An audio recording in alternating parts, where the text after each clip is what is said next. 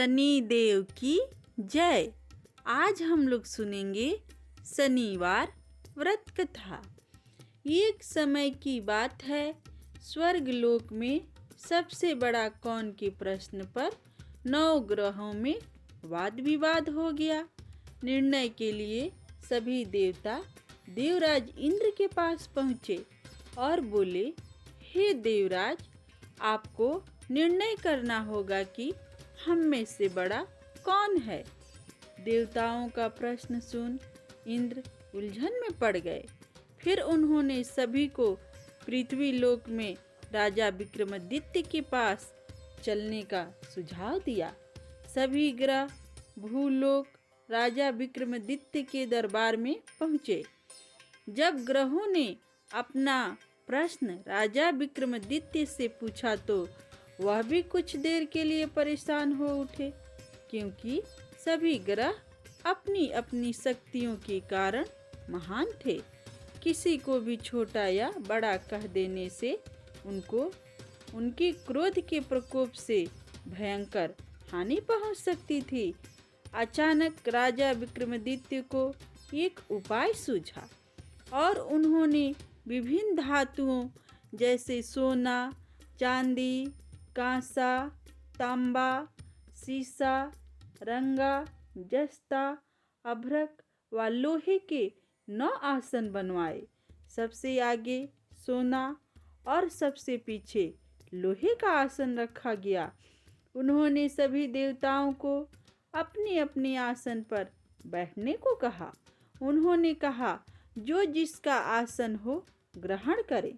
जिसका आसन पहले होगा वह सबसे बड़ा तथा जिसका बाद में होगा वह सबसे छोटा होगा। चूंकि लोहे का आसन सबसे पीछे था, इसलिए शनिदेव समझ गए कि राजा ने मुझे सबसे छोटा बना दिया है। इस निर्णय से शनिदेव रुष्ट होकर बोले, हे राजन, तुमने मुझे सबसे पीछे बैठाकर मेरा अपमान किया है। तुम मेरी शक्तियों से परिचित नहीं हो। सूर्य एक राशि पर 1 महीने, चंद्रमा 2 महीने 2 दिन, मंगल 1.5 महीने, बुध और शुक्र 1 महीने, बृहस्पति 13 महीने रहते हैं।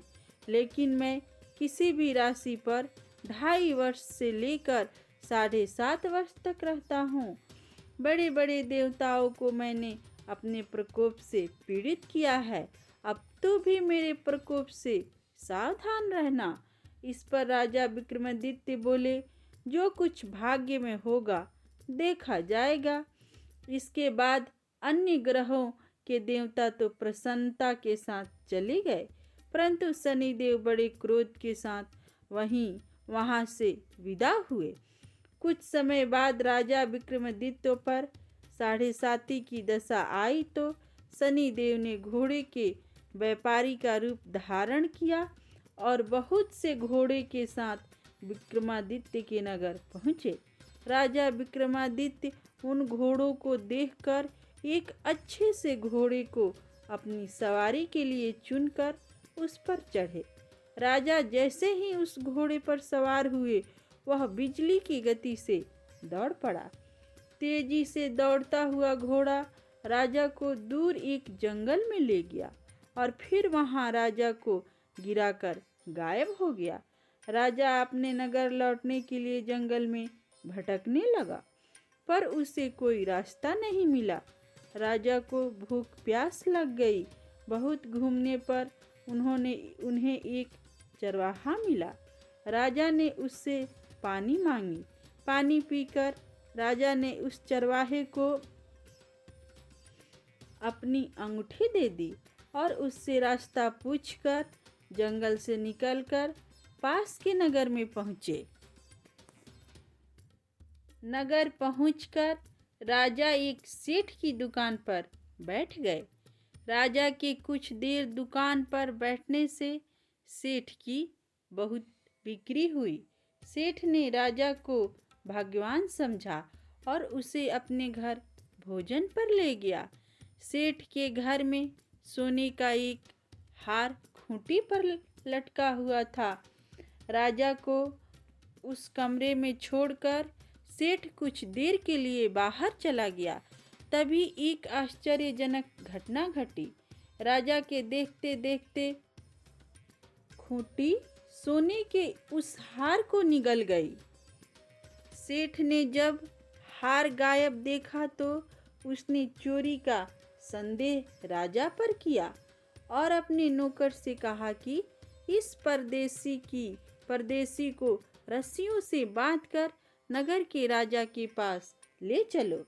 राजा ने विक्रमादित्य से हार के बारे में पूछा तो उन्होंने बताया कि खूंटी ने हार को निगल लिया। इस पर राजा क्रोधित हुए और उन्होंने चोरी करने के अपराध में विक्रमादित्य के हाथ पांव काटने का आदेश दे दिया। सैनिकों ने राजा विक्रमादित्य के हाथ पांव काटकर उन्हें सड़क पर छोड़ दिया। कुछ दिन बाद एक तेली उन्हें उठाकर अपने घर ले गया और उसे कोल्हू पर बैठा दिया। राजा आवाज देकर बैलों को हाँकता रहता। इस तरह तेली का बैल चलता रहा और राजा को भोजन मिलता रहा।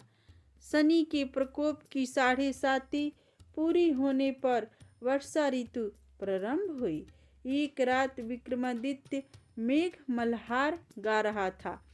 तभी नगर की राजकुमारी मन भाविनी रथ पर सवार उस घर के पास से गुजरी।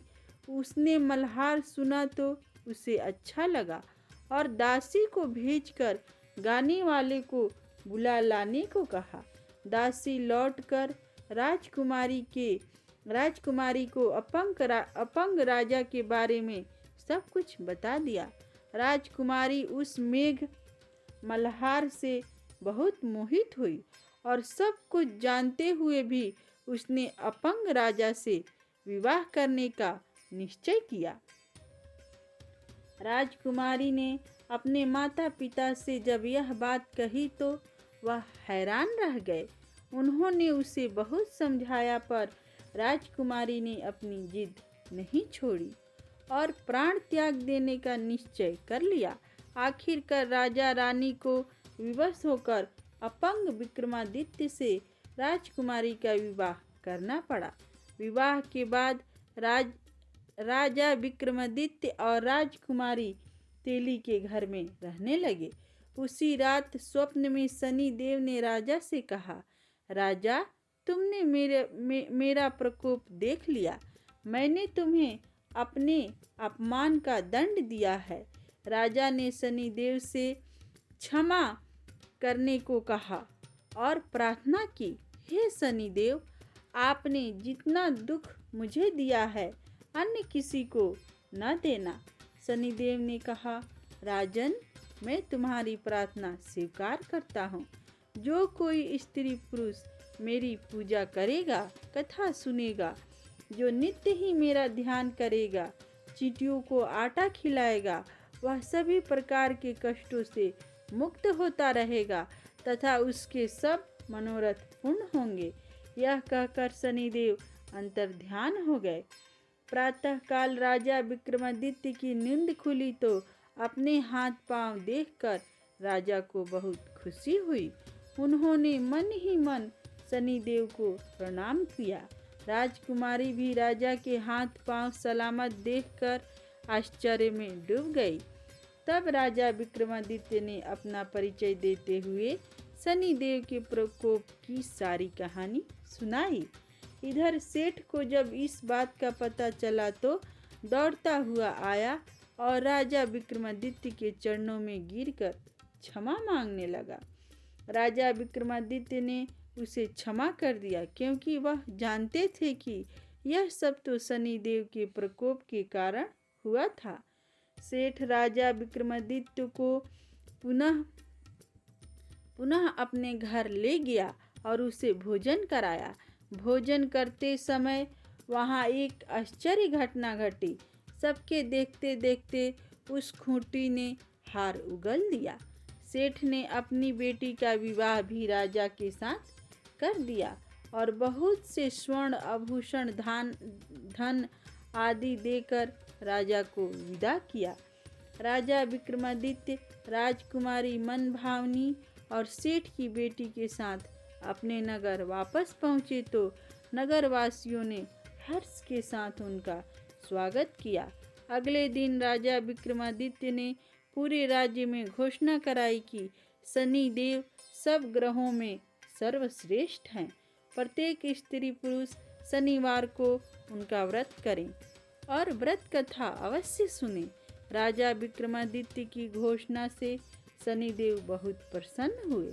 शनिवार को व्रत करने और व्रत कथा सुनने से शनिदेव की अनुकंपा बनी रहती है और जातक के सभी दुख दूर होते हैं।